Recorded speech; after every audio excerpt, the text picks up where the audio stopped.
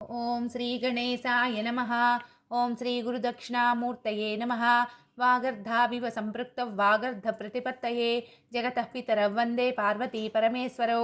కార్తీక పురాణం 17వ అధ్యాయంకు స్వాగతం. ఓయి, ముందు దేహం ఎలాంటిదో చెప్తున్నాను విను. బంధము, మోక్షము, కార్యము, కారణము, స్థూలము, సూక్ష్మము, శీతోష్ణములు, సుఖదుఖములు, ఈ ద్వంద్వ సంబంధమే దేహము.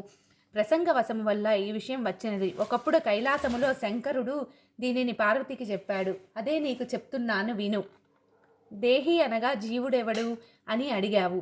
నీవే జీవుడవు. నేనెవరు అని అడిగావు. నేను బ్రహ్మను అని తెలుసుకో అని చెప్పగా ఆ పురుషుడు, మహాత్మా, మీరు అలా తేల్చి చెప్తే నాకేమి తెలుస్తుంది? అహం బ్రహ్మ, నేను బ్రహ్మను అనే దానిని వివరించి చెప్పవలసింది అని అన్నాడు. అప్పుడు అంగీరసముని ఇలా వివరించారు. ఆత్మ అంతఃకరణానికి, దాని వ్యాపారాలకు సాక్షి. చైతన్యము ఆత్మ యొక్క రూపం, అదే సత్యం. సత్యము, ఆనందము ఆత్మస్వరూపం, అదే బుద్ధికి సాక్షి. దానినే ఆత్మ అంటారు. దేహము పృథివ్యాది పంచభూతాల మాత్రల వల్ల పుడుతుంది కనుక అది ఆత్మ కాదు. ఇంద్రియాలు, మనస్సు, బుద్ధి, ప్రాణాలు ప్రకాశించేటట్టు చేసేది ఆత్మ.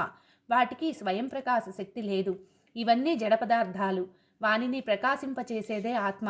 అదే నేను అనేది దేనిని వల్లను మార్పు పొందక జాగ్రత్తావస్థ, సుషుప్తిలో, స్వప్నములో దేహిని అంటే జీవుణ్ణి నడిపించేది ఆత్మ.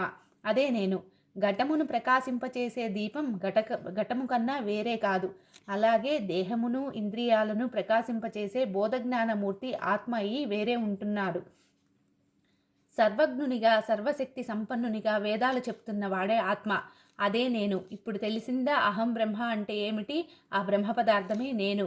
వేదం వల్లను, గర్వానుగ్రహం వల్లనను జీవాత్మ, పరమాత్మ జ్ఞానం కలుగగానే సంసారానికి సంబంధించిన పునాది కొట్టుకుపోతుంది. తరువాత కొంతకాలం ప్రారబ్ధ కర్మ అనుభవించి ఆ పైన సుస్థిరమైన ముక్తిని పొందడం అవుతుంది.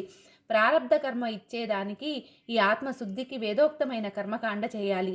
అది చేసే మార్గాన్ని సద్గురువు వల్ల తెలుసుకోవాలి. అలా తెలుసుకొని చేసిన ఆ కర్మఫలాన్ని ఈశ్వరార్పణ వస్తువని ధారపోయాలి.